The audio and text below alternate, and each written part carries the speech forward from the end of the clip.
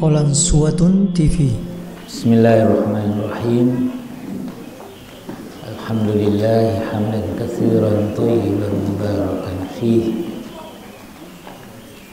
Wassalatu wassalamu ala Rasulillah wa ala alihi wa sahbihi wa man ittaba'a hudahu ila yaumiddin. Assalamualaikum warahmatullahi wabarakatuh.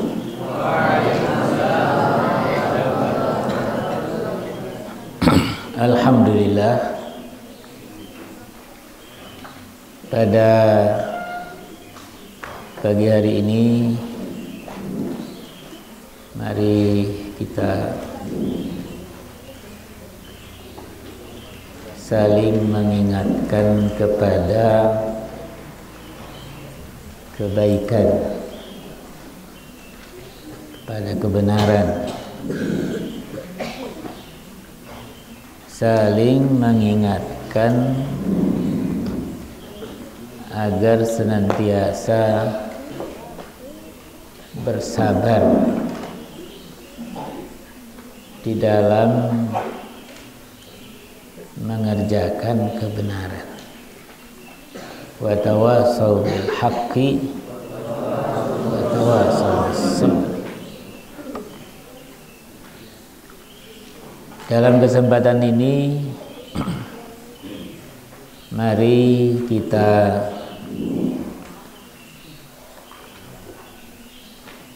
mengambil pelajaran dari salah satu hadis Rasulullah SAW yang diriwayatkan oleh sahabat Muaz bin Jabal radhiyallahu anhu. Beliau mengatakan, qultu ya Rasulullah, aku bertanya wahai Rasulullah, akhbirni bi'amalin yudkhiluni al-jannata wa yuba'iduni 'anil nar.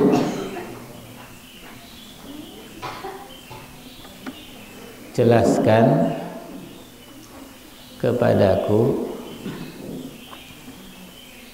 satu amal yang memasukkan aku di dalam surga. Amal itu bisa memasukkan aku di dalam surga dan menjauhkan dari neraka. Jadi sahabat itu bertanya terhadap sesuatu yang bermanfaat. Nabi menjawab, qala laqad sa'alta an azim. Kamu telah bertanya sesuatu yang agung. Karena pertanyaannya apa? Amal yang bisa memasukkan di dalam surga dan menjauhkan dari neraka. Tidak bertanya apa yang harus dilakukan supaya menjadi orang kaya. Tapi yang ditanya adalah amal yang bisa memasukkan di dalam surga. Maka Nabi mengatakan, laqad sa'alta an azim wa innahu la yasirun ala man yassarahu Allah ta'ala alaihi. Tetapi yang demikian itu mudah bagi siapa yang dimudahkan oleh Allah Subhanahu wa ta'ala. Artinya ketika Allah memudahkan seseorang untuk masuk surga, tentulah mudah baginya. Karena yang membuat mudah itu apa? Allah.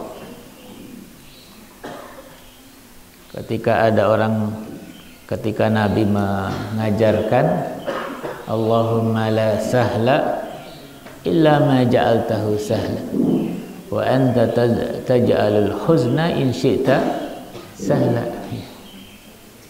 Tidak ada yang mudah kecuali yang dibuat mudah oleh Allah. Sesuatu yang sedih pun bisa menjadi mudah kalau Allah menghendaki.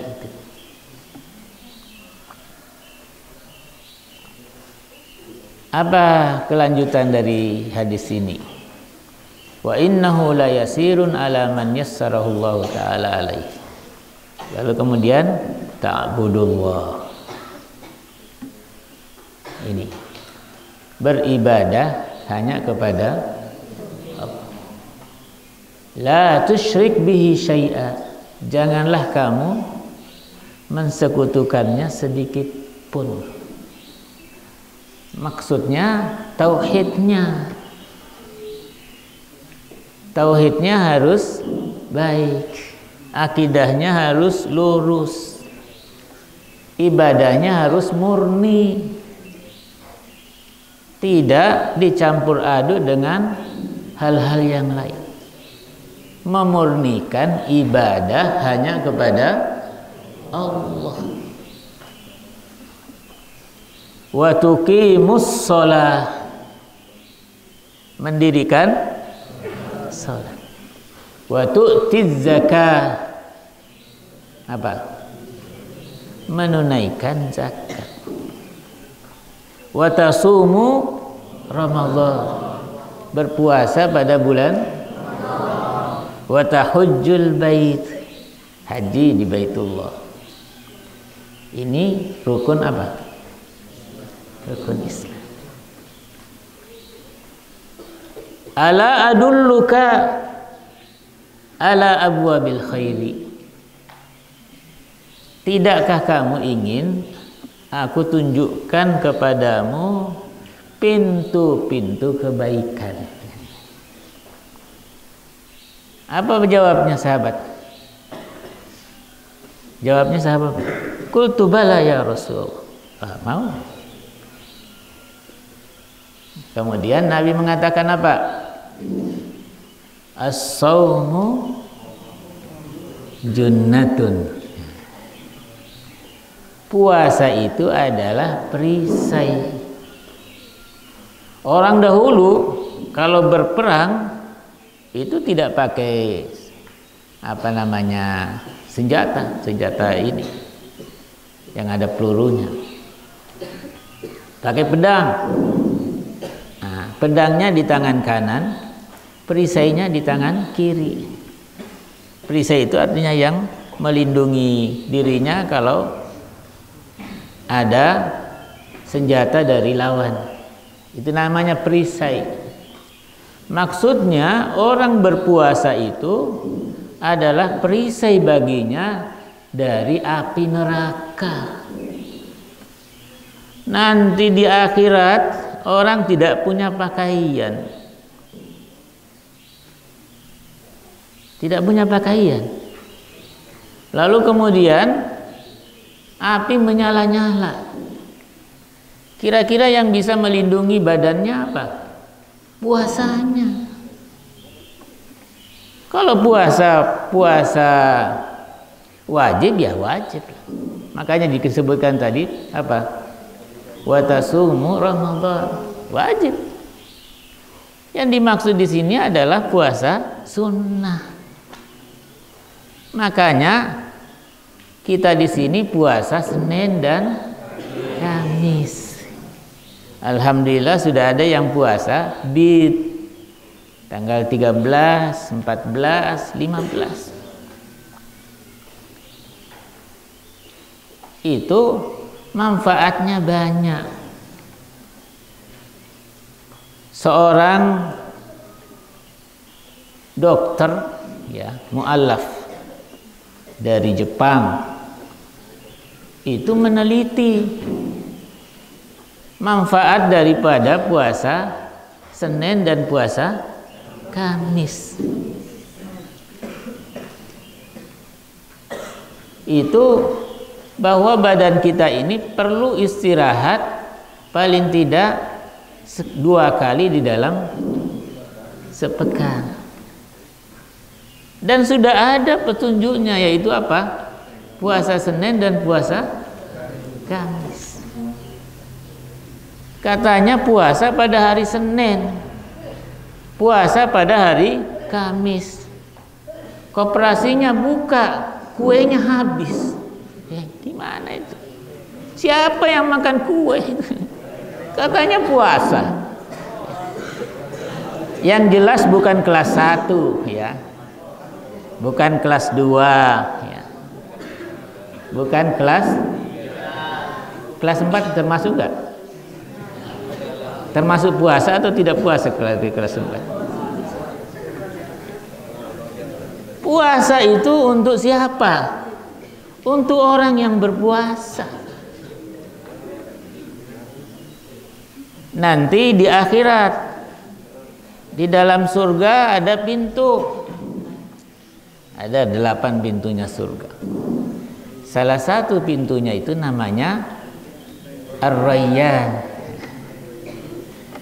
Allah bertanya, aina shaimun? Mana yang selalu berpuasa? Maka yang selalu berpuasa masuk dari pintu Ar-Rayyan. Tidak seorang pun boleh masuk di situ kecuali orang yang memiliki kebiasaan berpuasa. Beruntunglah orang yang selalu berpuasa. Jadi dari manfaat dunianya sehat.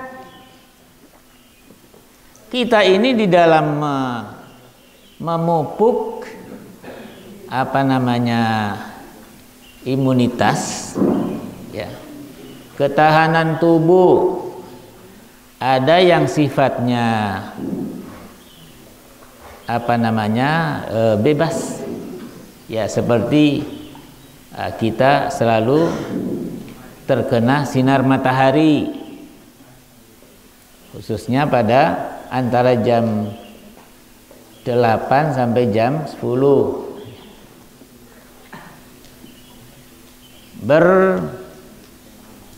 Bernapas dengan udara yang segar. Itu segar. Supaya lingkungan kita itu selalu segar, tidak boleh dicemari. Itu di atas itu banyak sekali motor.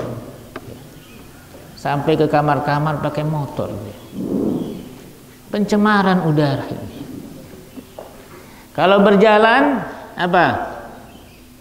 Nah, biasakan tidak memakai sandal supaya kakinya tersentuh dengan tanah, menyatu dengan alam. Ya, kecuali kalau pergi ke masjid ya supaya pakai sandal, supaya masjidnya tetap bersih, kamarnya bersih, minum air yang banyak. Itu yang sifatnya apa? Yang sifatnya umum. Tetapi yang bersifat ibadah banyak juga yang harus kita lakukan. Sering berpuasa. Kalau sholat rukuknya dan sujudnya lama, itu juga. Sujud, kemudian ruku lama. Disebutkan di dalam hadis, orang kalau ruku atau sujud lama, maka dosanya berguguran. Ya, kalau umpamanya sesuatu dalam bentuk datar, ya dia nggak jatuh. Tetapi kalau lebih rendah, dia pada jatuh. Kalau ruku, sujud, orang kemudian dosa-dosanya, kalau sekiranya orang tahu kalau itu bisa menyebabkan gugurnya, berjatuhannya dosa, tentu dia akan ruku dan sujud berlama-lama. As-saumu junnatun was-sadaqatu tudfi'ul khati'ah kama yudfi'ul ma'u an-nar. Sedekah itu bisa menghapuskan dosa sebagaimana air bisa memadamkan api. Jadi dosa itu diibaratkan seperti api. Api bisa menjadi padam dengan apa? Dengan air. Demikian halnya dosa-dosa bisa menjadi terhapus dengan apa? Dengan sedekah. Tidak perlu menunggu sampai kaya baru bersedekah. Siapa tahu tidak kaya-kaya. Menunggu-nunggu dirinya menjadi kaya baru bersedekah, ternyata sampai mati tidak pernah jadi kaya. Bersedekah itu tidak perlu menunggu sampai banyaknya. Orang yang memiliki kebiasaan bersedekah, itulah tanda-tandanya orang ahli surga. Wasari'u, ini kan ingat, wasari'u ila maghfiratin min rabbikum wa jannatin arduha as-samawati wal ard wa iddat. Apa yang pertama? Alladzina yunfikuna fis sarra'i. Tidak nampak jelas kapan orang ini banyak rezekinya, kapan sempit, karena setiap saat bersedekah. Jadi belajarlah bersedekah. Jauhkan diri dari sifat apa? Kikir. Sifat kikir. Karena sifat kikir itu tidak disenangi. Malu. Wala taj'al yadaka maglulatan ila unuqika wala tabsutha kullal basti fataq'uda maluman mahsura. Maluman bisababi madza? Bisababil bukhli. Mahsura bisababi madza? Karena kalau memberi seluruhnya diberi. Tidak ada sesuatu yang disimpan. Lalu dipikir-pikirkan, oh, sudah habis hartanya, besok kita makan apa? Nah, ini enggak seperti itu juga. Wa salatur rajuli fi jawfil laili. Ini termasuk abwabul khair. Pintu-pintu kebaikan apa tadi? Puasa. Pintu kebaikan apa? Sedekah. Termasuk pintu kebaikan wa salatur rajuli fi jawfil tengah malam. Alhamdulillah anak-anak kita bangun jam 3. Setelah itu dilanjutkan sholat malam. Nah, sholat malam ini adalah termasuk juga menambah imunitas. Karena kita ini perlu apa? Perlu menambah kekebalan tubuh. Salat malam. Ya. Hanya saja sayang tuh. Kalau kita salat biasa, softnya bisa menjadi 5 baris. Ini putra ini. Tapi ketika salat malam saya lihat cuma 2,5, kadang-kadang hanya 2 ini. Yang lain-lain kemana? Ini padahal justru itu adalah baik, termasuk pintu kebaikan. Jadi kalau ingin ada kebutuhannya, ya kebutuhan memohon berdoa kepada Allah itu pada saat sholat malam. Dan sholat malam itu adalah termasuk kebiasaan al-awwabin. Orang-orang yang baik, orang-orang yang soleh zaman-zaman dahulu.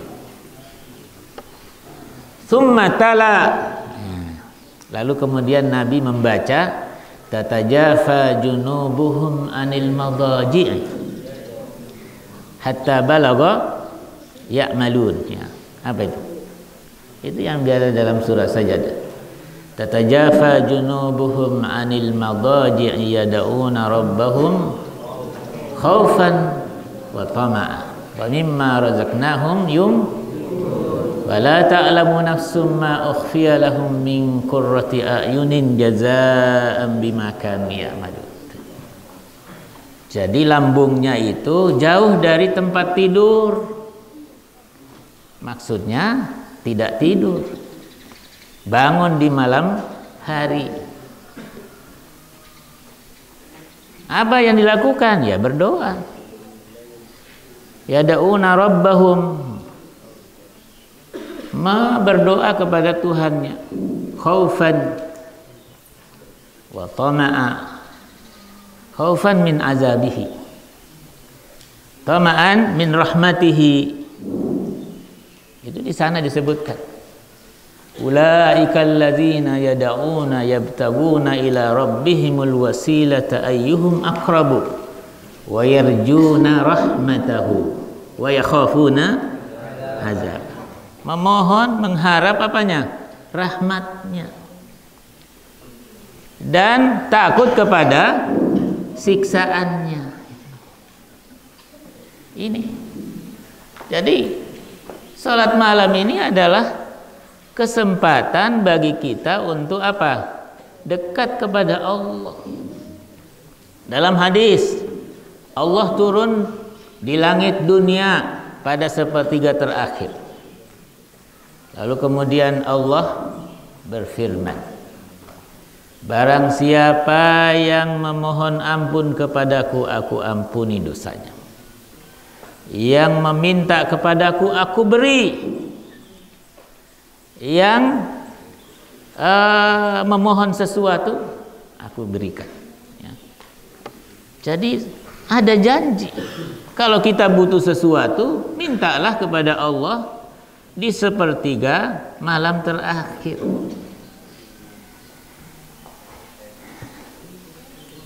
Supaya apa? Permohonannya dikabulkan. Ada yang merasa sulit di dalam belajar, jangan dipikirkan. Nantikan pada sepertiga terakhir dan mohonlah kepada Allah supaya dimudahkan di dalam belajarnya. Merasa sulit di dalam menghafal, mohon kepada Allah supaya dimudahkan di dalam menghafal Al-Quran. Kemudian summa qala, lalu Nabi berkata, ala ukhbiruka bi ra'sil amri wa amudihi wa zirwati sanamihi. Tidakkah kamu ingin aku jelaskan, aku sampaikan apa? Ra'sul amr, pokok segala urusan. Wa amudihi, apanya? Tiangnya. Wa zirwati sanamihi, puncaknya. Qultu bala ya Rasul. Lalu kemudian Mu'adz mengatakan, iya wahai Rasulullah. Qala, Nabi mengatakan apa? Ra'sul amri al-Islam. Pokok segala urusan itu apa? Islam. Yang dimaksud Islam di sini juga iman. Karena kalau yang dimaksud Islam di sini adalah rukunnya, kan sudah disebutkan tadi. Jadi yang dimaksud di sini adalah Islam secara utuh, termasuk Islam dan iman. Apa tiangnya Islam? Karena ini masih Islam di sini agamanya. Tiangnya apa? Wa amuduhu as-shalah. Tiangnya Islam apa? Salat. Kalau Islam itu dianggap sebagai satu bangunan, maka tiangnya itu adalah salat. Bangunan tidak bisa berdiri kalau tidak ada tiangnya. Orang sudah membangun agamanya, tetapi tiangnya dirusak. Bangunannya runtuh atau tidak? Runtuh. Maka Nabi mengatakan, man tarakas shalah faqad hadamaddi. Barang siapa yang meninggalkan sholat, maka dia sudah menghancurkan, meruntuhkan agamanya. Wazirwatu sanamihi al-jihad. Al-jihad bimaknahul am. Jihad, tapi maknanya yang luas. Bukan hanya jihad dengan berperang. Karena di dalam Al-Quran ada 9 ayat. Itu orang berjihad dengan harta dan jiwa. Itu dimulai dari harta dulu baru jiwa. Kecuali satu ayat yang menjelaskan jiwanya dulu baru hartanya. Apa itu? Innallaha ashtara minal mu'minina anfusahum wa amwalahum bi anna lahumul jannah. Anfusahum dulu. Tapi ayat-ayat yang lain amwal dulu baru anfus. Itu pada 8 ayat. Berarti tidak selamanya kita berada pada situasi harus berperang, tetapi jihad selalu ada. Selalu ada. Karena orang menuntut ilmu juga termasuk apa? Jihad. Termasuk jihad. Falaula nafara min kulli firqatin minhum ta'ifatun liyatafaqahu fid-din. Ini. Setelah sebelumnya apa? Wa ma kanal mu'minuna liyanfiru ka. Tidak sepatutnya semuanya keluar berperang. Ada segolongan di kalangan orang yang beriman apa? Yang menuntut ilmu supaya menjadi orang yang nanti memberi peringatan. Jadi orang menuntut ilmu itu sejajar dengan orang yang berperang. Makanya kalau orang menuntut ilmu itu berada di jalan Allah. Man kharaja fi talabil ilmi wa huwa fi sabilillah hatta yarji. Ya, selama berada di sini fi sabilillah. Maka apapun yang dikerjakan besar nilainya. Kalian berada di jalan Allah. Kalau berpuasa sehari di jalan Allah, itu Allah akan menjauhkan dari api neraka sejauh 70 tahun perjalanan.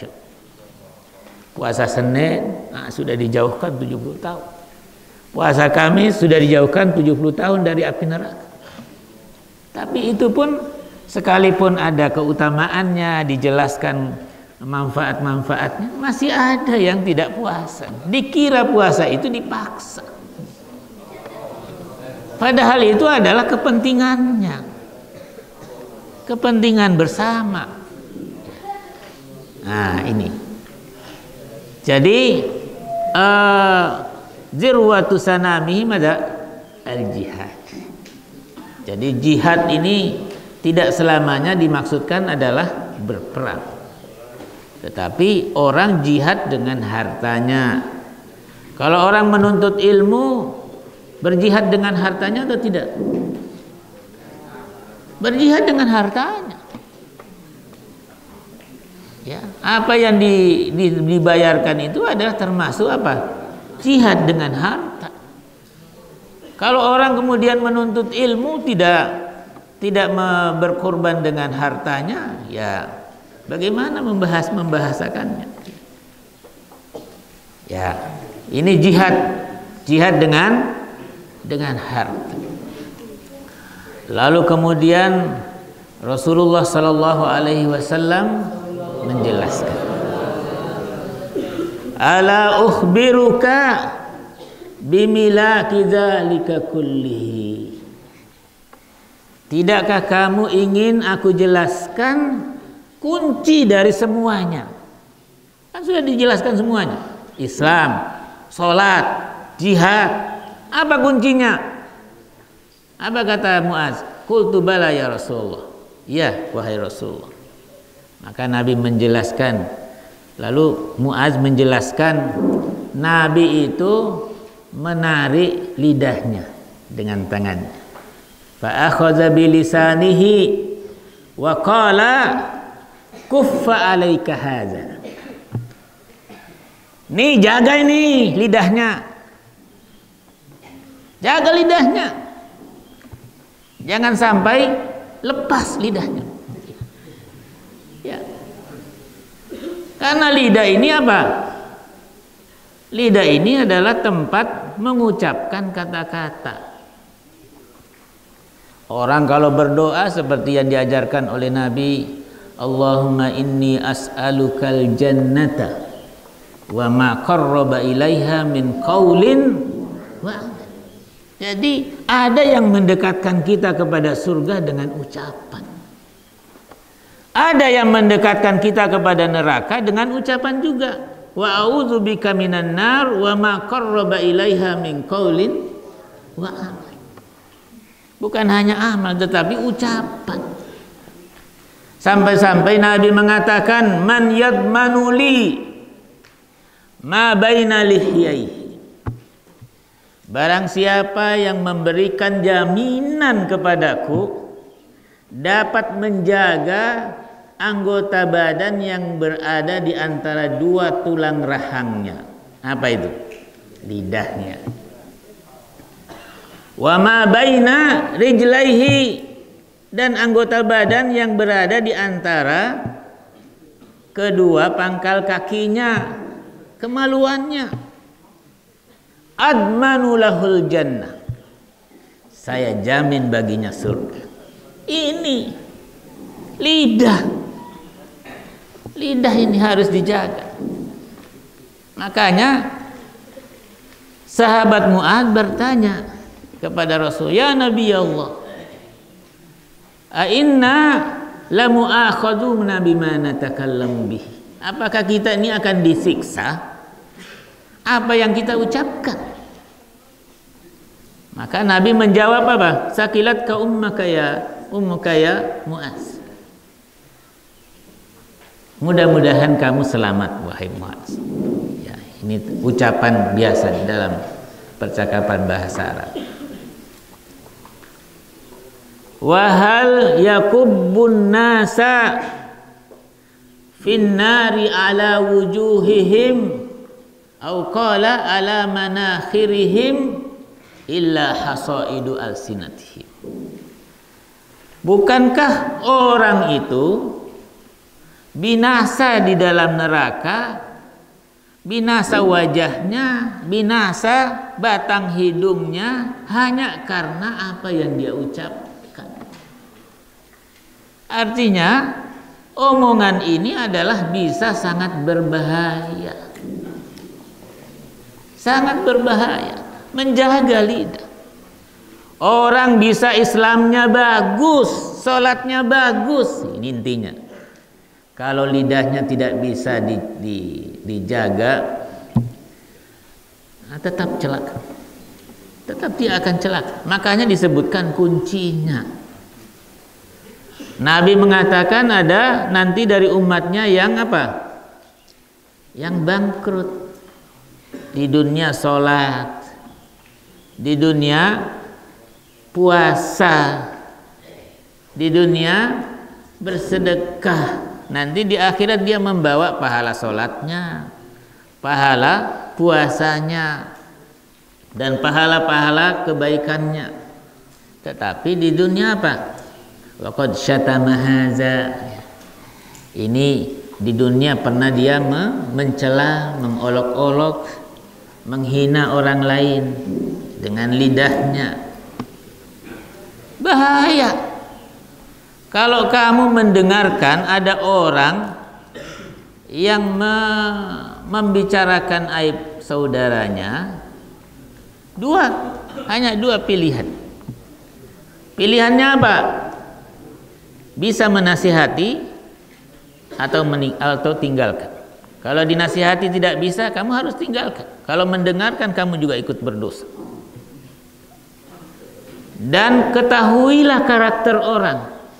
Ketika ada orang membicarakan aibnya saudaranya, itu ketahuilah bahwa suatu saat dia juga akan membicarakan aibmu kepada orang lain seperti dia membicarakan aib orang lain di hadapan kamu.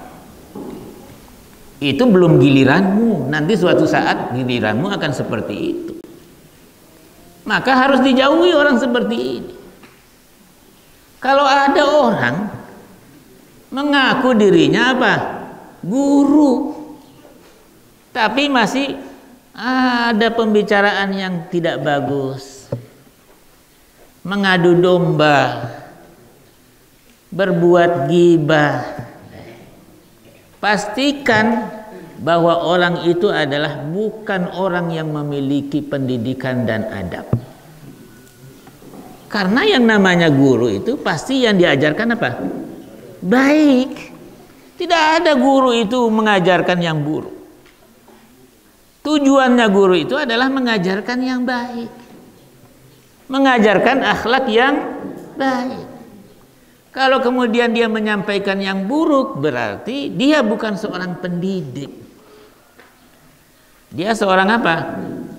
Ya bukan seorang pendidik. Yang jelas dia bukan seorang pendidik. Maka oleh sebab itu hadis ini sedemikian sangat transparan, ya. Memulai dari sesuatu yang panjang lebar, ternyata kemudian akhirnya apa? Intinya adalah menjaga lidah. Rasulullah Shallallahu Alaihi Wasallam hanya memberikan kita dua opsi, dua pilihan. Man kana yu'minu billahi wal yaumil akhir falyakul khairan aw liyasmut. Tanda-tanda orang yang beriman kepada Allah, beriman kepada hari akhirat adalah kalau berbicara yang baik. Kalau tidak, dia diam. Tidak ada pilihan lain. Orang yang beriman tidak punya pilihan lain. Kalau dia berbicara pasti omongannya baik. Kalau diam ya, kalau nggak bicara ya diam. Bukan ada pilihan lain. Itu tanda-tanda iman. Maka marilah kita mengambil pelajaran ini. Mudah-mudahan hadis ini memberikan pelajaran yang baik bagi kita semua, dan tentu saja terus kita menjaga lidah kita supaya dimanfaatkan kepada ucapan yang bisa mendekatkan kepada surga. Jangan sampai memanfaatkan lidah untuk mengucapkan sesuatu yang mendekatkan kepada apa? Neraka. Hadanallahu wa iyyakum ajmain. Wassalamualaikum warahmatullahi wabarakatuh. Jazakumullahu khairan sudah menonton video ini. Jika bermanfaat, silahkan tekan like, share, dan subscribe untuk menunjukkan dukungan antum di channel ini. Ikuti juga informasi kegiatan santri dan alumni di akun resmi Pesantren Pendidikan Islam Darul Abror.